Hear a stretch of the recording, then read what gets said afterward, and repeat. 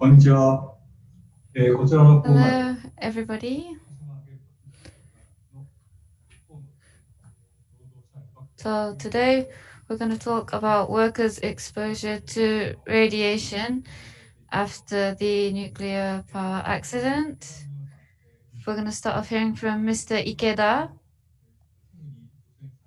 He actually was working as a decontamination worker immediately after the accident.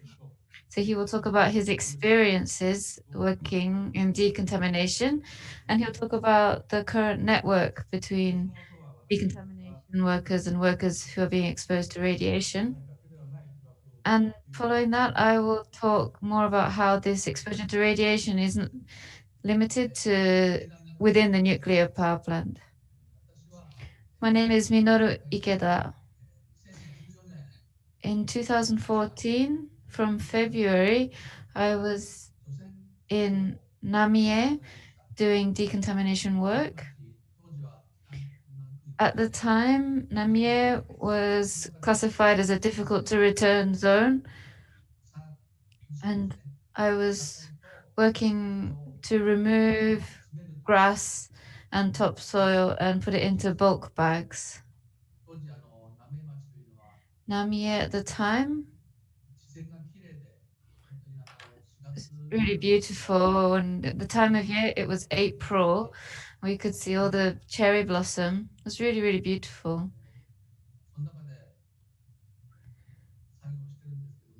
And we were working in the spring sunshine with the beautiful cherry blossom. Yeah, you can see working along the side of the rivers. We were using these sort of bamboo tools to remove the grass from the river banks and put this into bulk bags. From February to May, I was doing this work. Every day would start at 8 in the morning and go until about 5 in the afternoon. It's very tough physical work because we have to cut the grass on this slope. And as far as being exposed to radiation, all we were given as protection was this mask and gloves and a helmet. But the rest, we're just wearing shirt, trousers, and boots that we had to provide ourselves. And we'd go there and work and then go back and rest and then come back and work the next day. It was really, they were really casual about the exposure to radiation. I think at the time it was about 25 microsieverts per hour. So it's quite a high level of radiation. I remember thinking, oh, it's quite high. And when you remove the grass, the level of radiation goes down. For example, 25 goes down to about 20 or 18. So the radiation levels do go down. But even if you remove all this grass in the winter, in the summer, it's all back. It grows back. And with the rain and the wind, the radiation gets moved around. So I was unsure whether this decontamination work was even effective. And some of us would kind of joke that we're not decontaminating, we're just gardening, we're just weeding.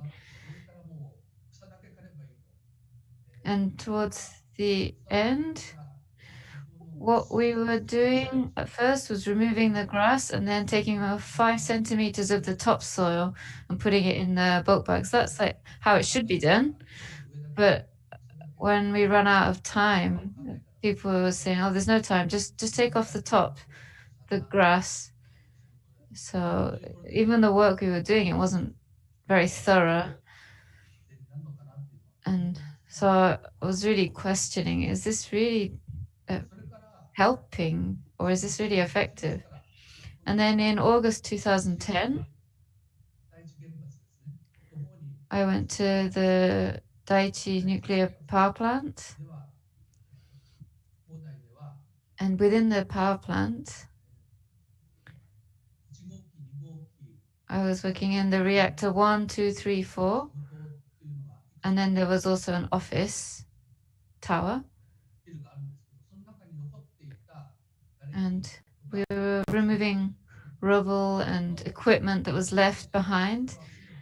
So we'd collect all the rubble and divide it up into burnable waste, plastic, glass bottles. Well, we'd get things like the fire extinguishers and the fire alarms, put them together and divide them into different types of waste. That was the work that I was doing. So if you think about the radiation, it was much higher, maybe 10 times higher than what I was exposed to when we were removing the grass every day. When you go in and go out, it was quite strictly controlled, the radiation exposure. Every day we'd get something like it's like a receipt telling you how much exposure you'd had that day. So every day we'd get one of these. So this is the 3rd of December. So it says 0.13 millisieverts and 3 hours. So the amount of time I was working every day is much shorter than when I was cutting the grass, but the exposure was 10 times more. So the work was less hard, but the exposure to radiation was more severe.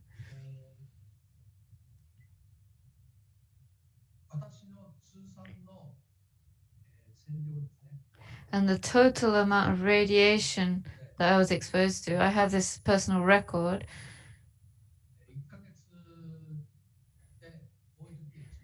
In 1 month, the highest would be 1 millisievert. And I was told afterwards. At the time, I didn't know how much I was being exposed to over a month or 2 months. We weren't told. But afterwards, you get this little booklet here, and it tells you how much total radiation you're exposed to. So from 2010 to 2015, at the end of April, when I finished working in the nuclear power plant, in the end, I had been exposed to 7.25 millisieverts.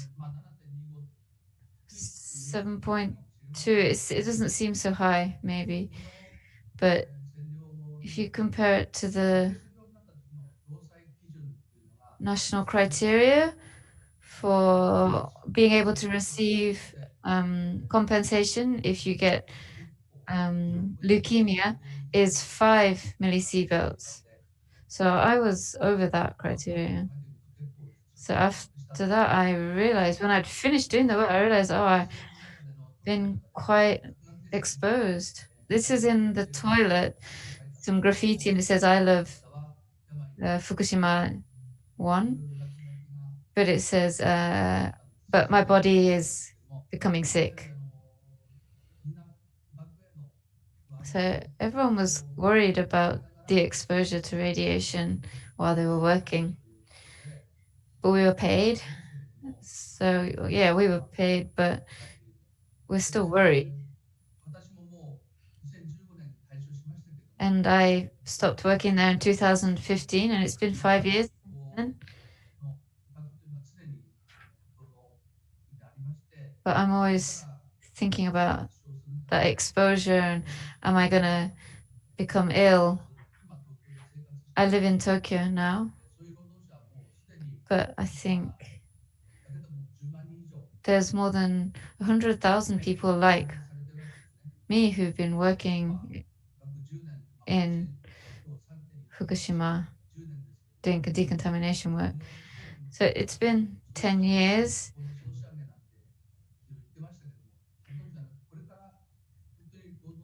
And the government is trying to put it behind them.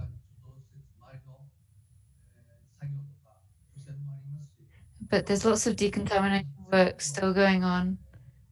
And not just in Fukushima, there's nuclear power plants all over Japan that need to be decommissioned.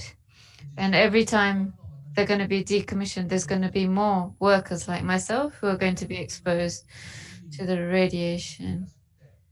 And the pay is cheap.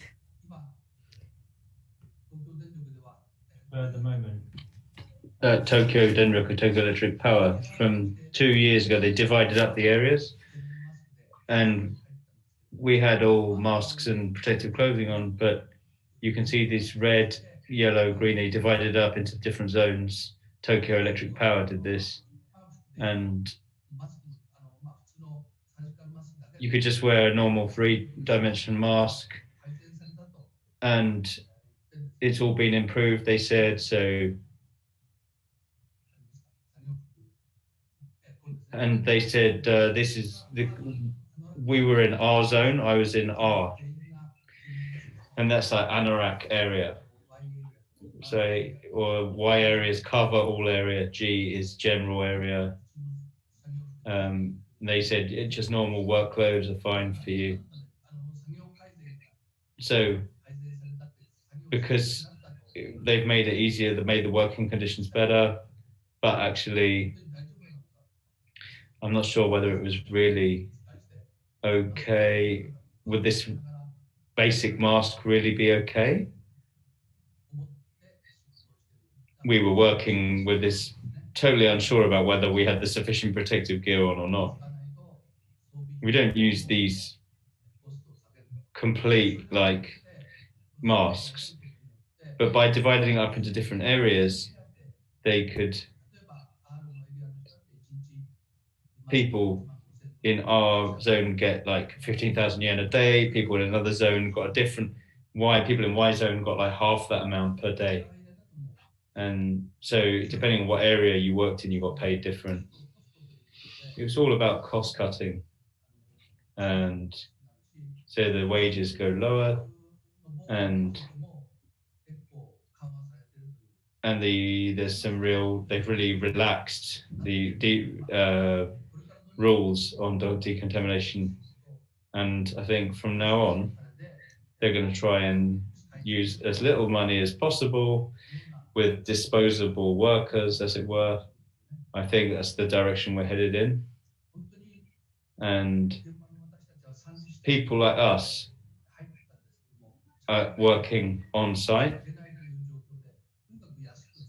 they just want to use you up and pay you little amount of money. 10 years ago was the same. It hasn't changed today. The government, Tokyo Electric, and then right at the bottom, the working conditions and the daily wage just keep going lower and lower. So I think something has to be done about it. From now on, workers, their working conditions, of course, but also their welfare conditions and the radiation issue. We have no guarantee if we've been exposed to millisieverts of radiation, but if we have to go to hospital and get a test by ourselves, and then we can get an industrial accident certificate, whether we get paid for an industrial accident, the compensation that you usually get for an industrial work accident.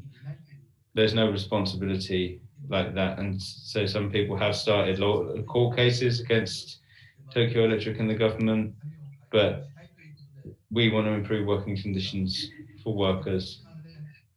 And so we started this nuclear union of workers related to nuclear power plants. I'm the general secretary, but we want to improve conditions and to improve, so especially with regard to exposure to radiation while at work. Thank you very much. From me,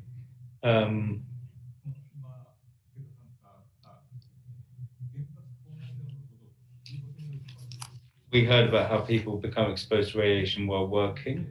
and due to the incident, the radioactive particles have been spread over a very wide area, and various people in various occupations are going to be exposed. And I'd like to draw your attention to that today. I work for the National Trade Union Council's project for a nuclear power-free Japan, and I'm involved in this occupational exposure to radiation movement. So I just want to go back to the beginning of the presentation, please. So, as I said a minute ago, it's various occupations who are facing exposure because of the wide distribution of radioactive particles due to the incident. There are people, he showed you people doing decontamination work a minute ago. But there are woods and forests and other places. And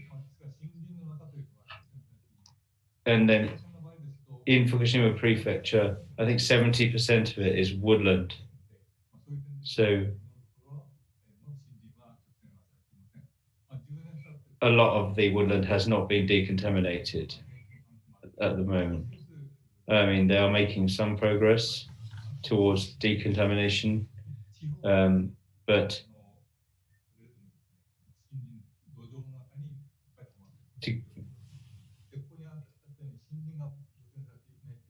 so the problem is that many woodlands haven't been decontaminated so far, and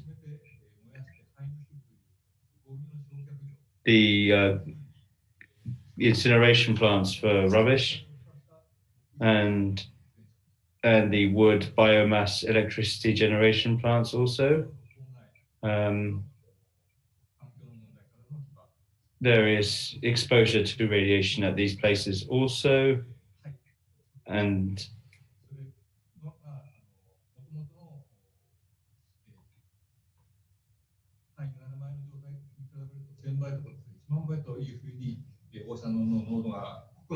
I think the amount of exposure to radiation is sort of 1,000 times more than it was before the incident around these such places.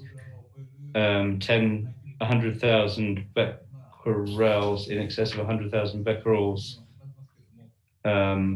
These are the interim storage facilities, and people are putting contaminated soil into these great big flexible bags, and it's an extremely high radiation environment to be working in. And there are various issues around this that I want to just go into with you. And as I said a minute ago, 70% of Fukushima is woodland. And I think the people who are the laborers who are in charge of forestry should work in places, they should are working in places that have not been decontaminated.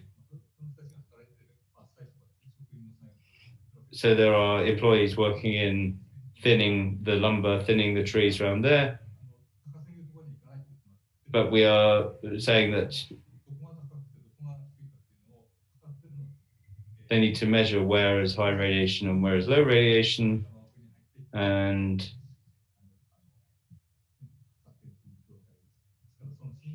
so the working in the woodland in Fukushima is a major issue. So the workers there have to have their own dosimeters and have whole body count, but there are no whole body counter surveys at the moment. So while they have dosimeters, there have been no whole body surveys. A bigger problem is in the area, the nuclear power plant detritus, the debris. This is being burned in these large incinerators. and at these wood biomass, they're trying to turn this rubbish into energy, and so the people working in these facilities, incinerators, and so on, there is some legal cases going on about this at the moment, but they are in a very high exposure to radiation.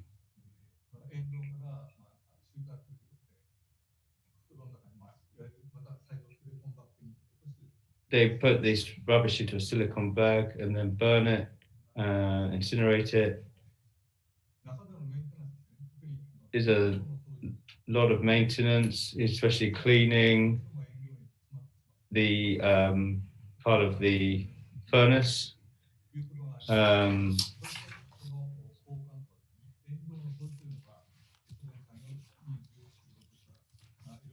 the gas duct cleaning, for example, that particular task involves a huge exposure to radiation. And someone was working in Itate at a temporary incinerator, and they weren't given proper masks. They were just given these very normal masks and expected to work with insufficient clothing, protective clothing, and I think that they had a build-up of radiation in their lungs due to the poor provision of masks and protective gear while working there.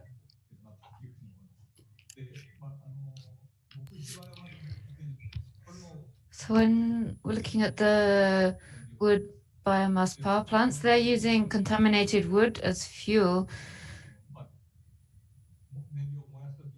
And when they burn the fuel, this is also causing problems of radiation exposure. It's said to be good for the environment because they're using biomass that leads to radiation exposure. And also there's people that need to go into the forest to cut down the trees that are going to be used as fuel. And so these workers who are going into the forest to cut down the trees are also being exposed to radiation. So there was a interim storage facility that was built in Okuma and Futaba. And so there's lots of workers there working on the building site. And there's people that have to drive the trucks in and out or actually work on the site. There's lots of different occupations, people working there. And of course, people have dosimeters, but at the beginning, they were given full body protective clothing. But nowadays, they are working more in just normal work clothes. Can you see this? In this interim storage facility, there was 100,000 becquerels recorded. That's the level of contamination of the waste that's being stored there.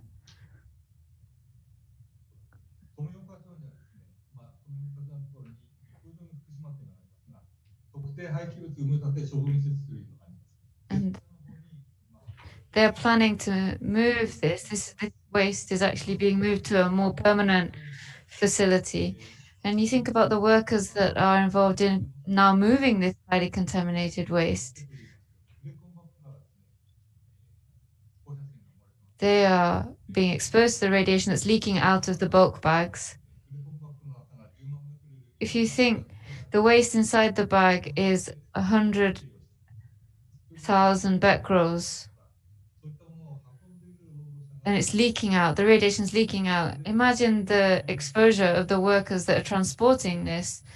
And the workers also have to transport the ash that comes out of the incinerators and put it into trucks.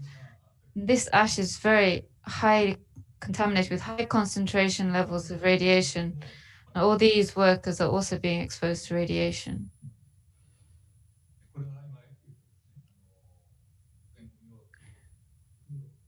So these are the workers that are transporting the highly contaminated waste.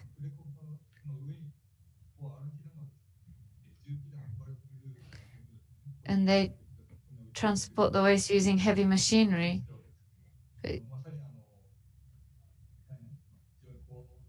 But all the workers are working close to bags that are containing highly contaminated waste. And if you look, they are wearing just normal work clothes. They're not wearing protective gear. And other occupations are also exposed. For example, the post, people delivering post, they have to deliver the mail in areas that have high levels of radiation.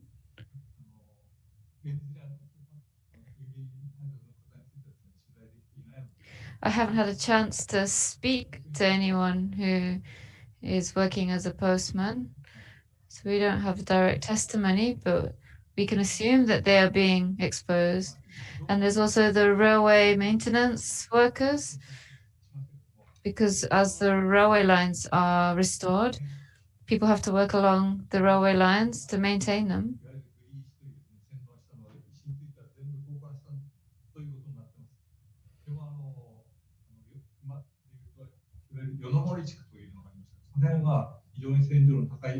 And there are areas with very high levels of radiation that the people who are maintaining the railway lines have to work in. So these people are also being exposed to radiation, and I have to question whether this is being properly managed. I spoke to someone working for JR, and he says when he goes to work in the on site, he takes a dosimeter with him. But the other workers who are doing long-term maintenance, I'm very concerned about their exposure. Next of all, we have people working for the water resource management or the water supply.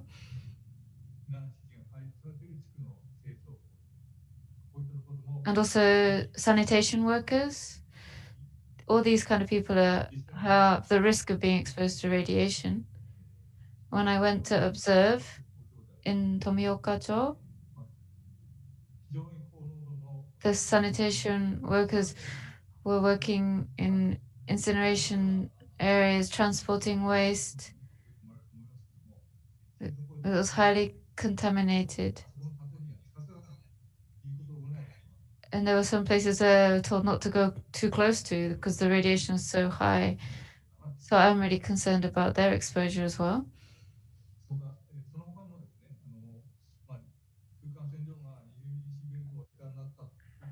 And then also there's the criteria of radiation of 20 millisieverts a year.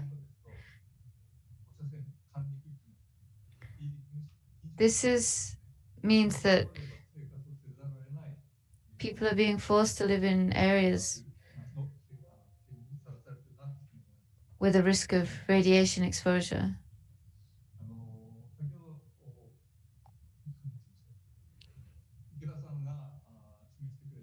As Mr. Ikeda said earlier about radiation controlled area,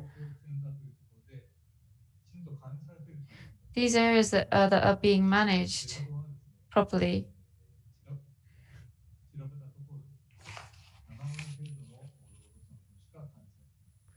But when we talk about the environment that the workers are being exposed to, only about 70% of them are being properly managed. And if you think about how now on we're going to have to decommission all these nuclear power plants, if the radiation exposure isn't properly managed, there's going to be health effects for the workers. Workers are going to be exposed to radiation. So we have to be careful to protect the workers' health. I think this is very important. And also foreign workers. We also need to make it possible for their radiation exposure to be properly managed and followed up on.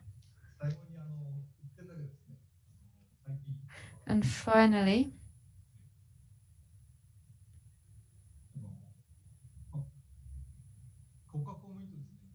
there's a difference in the conditions applied to civil servants and private sector workers.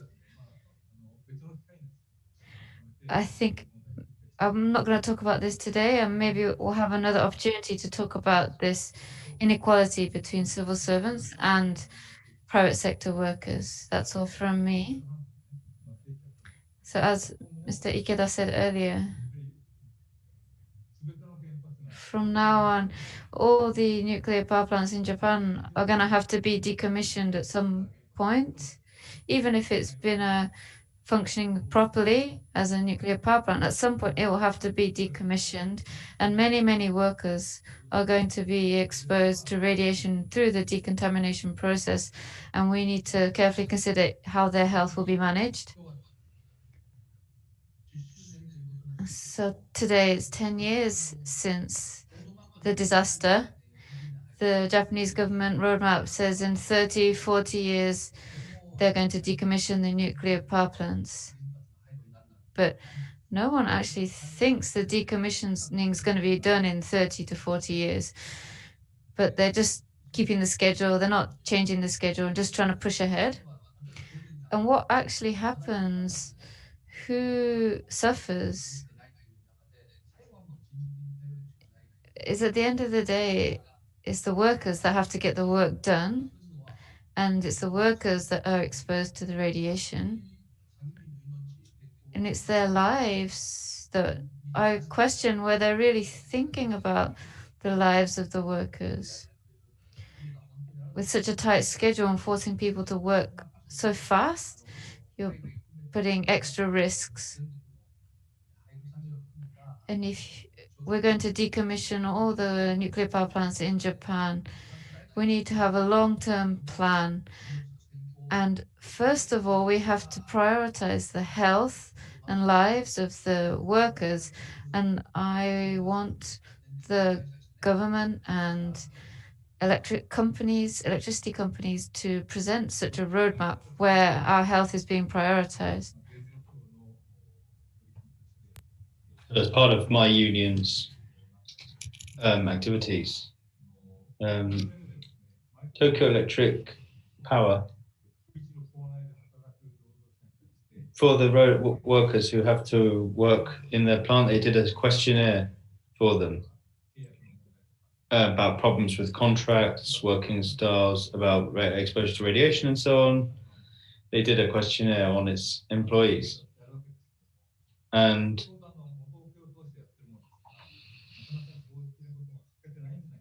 I think that it's really missing out on some of the important issues. They gave out a questionnaire under where we were working, but it was just gave out to a few workers there, and that I think some people answered it honestly, but a lot of people didn't get a chance to fill it in even. I think there was a third party company, a middleman company in between, who had made a complaint, and they would have said no one's really filled in this questionnaire properly.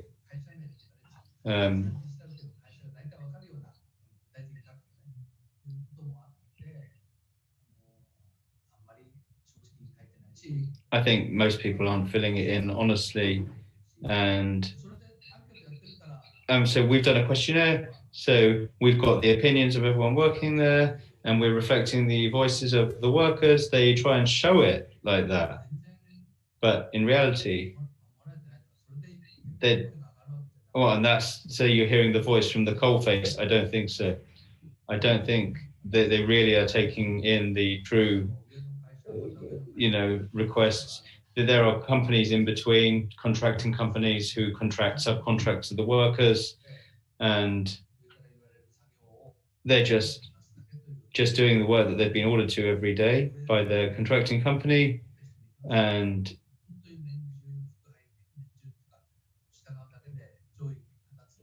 they're just slaving away for the company. But 10 years on, these working conditions haven't changed. It's the same as it was when just after the incident happened. And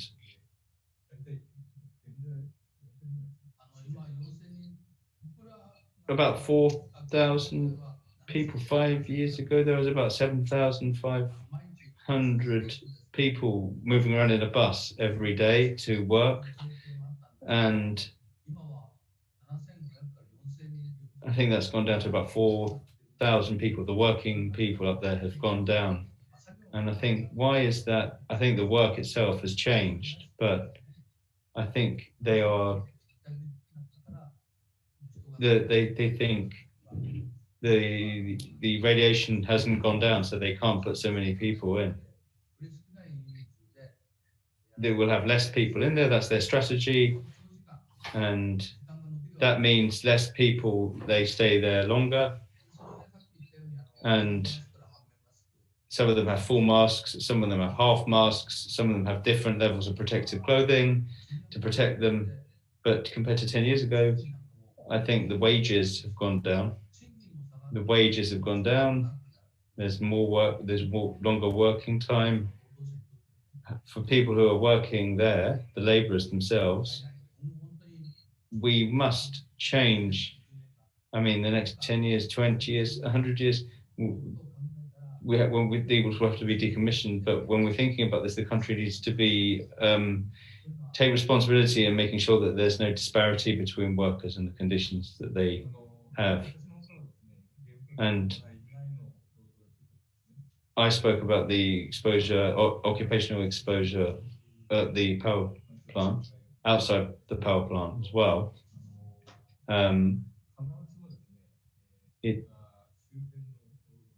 The work around the nuclear power plant, I really have any doubt about whether things are ever going to improve.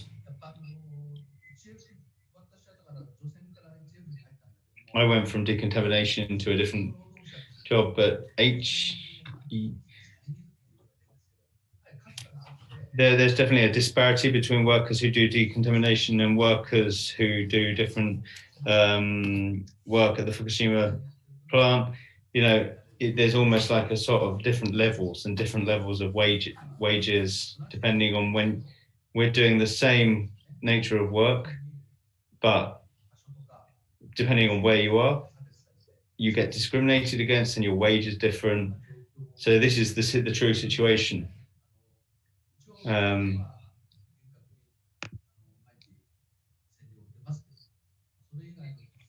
But this very shoddy, attitude. You need a whole body counter to get internal exposure, to register their internal exposure.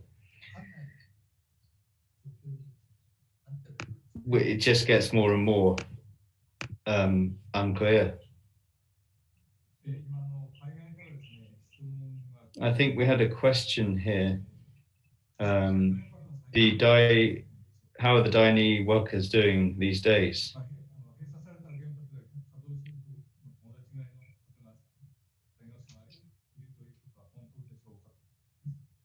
They are heroes. Is it true that a closed nuclear plant has about the same number of workers working as an operating nuclear plant?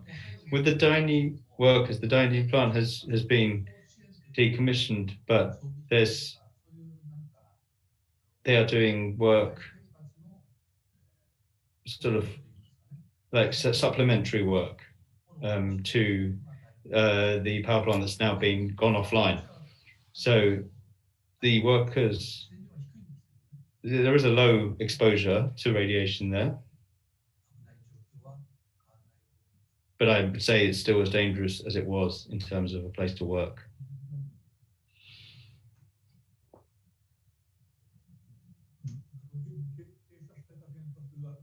The closed, and how about the question if there's a closed nuclear plant, is the same number of workers as an operating nuclear plant?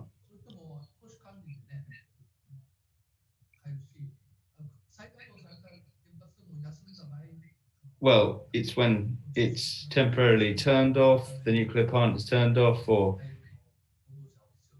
they need a lot of people to still work in there, even if it's been taken offline.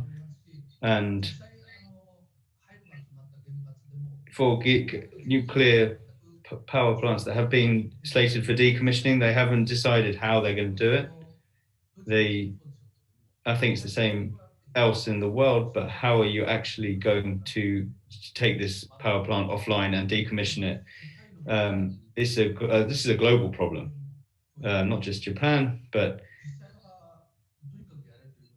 we just said go and get rid of the, decommission the power plant, but it's the same for everyone in the world. It's a problem of how exactly do you decommission these plants. I'll just explain, but I explained a minute ago, but the unified control of nuclear waste, or that's going to become a bigger theme, but the peripheral areas where a lot of the waste ends up, we need to have a unified control. So we work while measuring the radiation exposure. That needs to be an important pillar.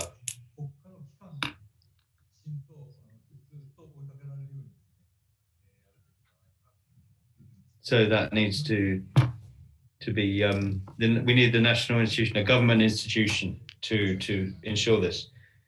We have this radiation exposure book here that workers get to record their cumulative exposure. And so you have this sort of radiation little book that you have. But if an individual has this, when it goes to his next job, they take it with them. And so I finished my job. They can see how much the country, the government, it should know how much exposure I've had cumulatively. And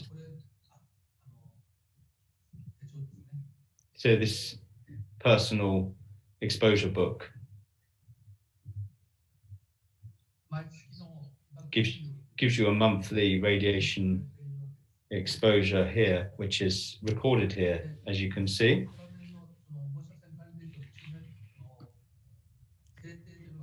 So here you can see it's a central registration center, and this that makes this, and it's made by a private company.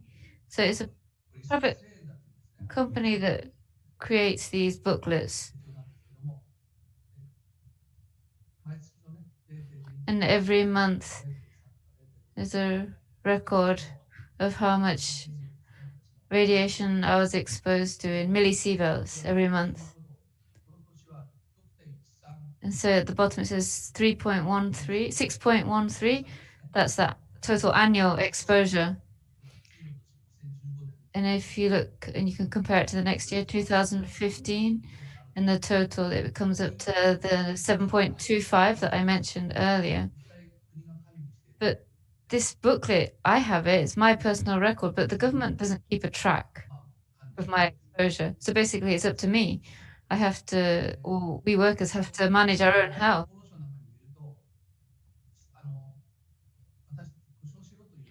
And when we go to a hospital, when we need to get a diagnosis or a checkup or a health check, people are saying even when people have left the job or retired, shouldn't they also continue to receive these health checks and regular checkups? And these should be done by the government. And they should take responsibility for this. And that's the case in Chernobyl, for example, but in Japan, basically we're disposable workers. I really feel that that's the way we're treated. And if we continue with this sort of discrimination against the workers, this sort of disposable attitude, I think it's very problematic. And when people are civil servants and they are exposed to occupational radiation, the Human Resource Department will recommend that they get this health booklet. And even after they leave that job, they will have medical follow-up. And the government uses national funds to follow up on their health. But if it's a private sector worker doing the same sort of work, it's managed differently. It's managed under the health and safety laws. So after they leave the job or retire, there's no health checks and they don't have the health booklet. So if these workers are having to be exposed to radiation, whether they are civil servants or private sector, they should be treated the same way. You can't have people say, oh, we don't know anything about private sector workers. There shouldn't be this sort of discrimination from now on. I really think with all the decontamination work that's going to have to happen in Japan, this is a national issue, the government's responsibility. It should be national policy to properly manage the health of these workers.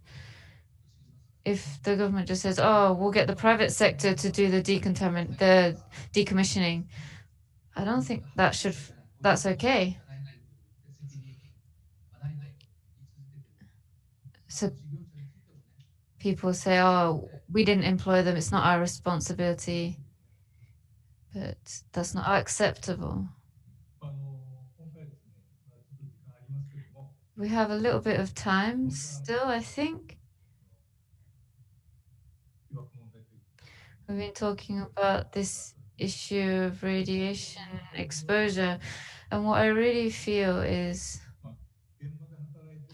the workers who are working on site and the protection and the managing their health, even if it's just a low level of radiation, in some cases people do later become unwell. So of course we have to try and avoid radiation as much as possible and create an environment where workers can work with as little radiation as possible. And then, but of course, that's a given. And then when people are exposed to radiation, their health needs to be managed properly even after they leave the job. And this should be a matter of government responsibility. And this is something that I've been working on with my organization, and I'm going to continue to work with other workers' unions and government authorities to raise this issue. Do you have something to add? Yes. So, as workers, we have filed lawsuits, and I think these sorts of things are going to increase. There's a lot of work still needs to be done before we can decommission all these nuclear power plants. The more decommissioning work is done, the more workers are going to be exposed to radiation. So if we think about how we can improve the situation, we need to increase the number of staff. The more people there are, the amount of work has to be done, and there's a risk associated. And if you want to minimize the risk, you need more people, and you need proper protective clothing. You can't just say, oh, you only need a half mask, or you can wear your normal work clothes. If there's any risk, if there's danger, we need proper protective equipment for workers. Instead of trying to cut costs, it's not a cost, it's essential. We need to spend money and wages as well. These wages have been going down over the past 10 years. if you think the TEPCO staff are getting bonuses and their salaries are going up each year, and on the other hand, us workers who are being exposed to radiation, our wages have gone down. This is such an inequality in wages and working conditions, and we can't accept this. It has to be changed. We have to change this. Thank you. So to conclude today's session, the biggest problem we are facing is how we're going to decommission the Fukushima power plant. I feel that even 100 years in the future, it's not going to be completely finished. And then how do we manage the health of the workers who are being involved in this? And how can we ensure that their health is going to be properly managed? And then not just Fukushima, but eventually all the nuclear power plants will have to be decommissioned, which means a huge number of workers are going to have to be involved in this work. And we have to manage their exposure to radiation. It's a huge challenge. And I will continue to work on this issue of occupational radiation exposure, and not just limited to work inside the nuclear power plant. And I will do my best to try and make sure that workers' health is properly protected.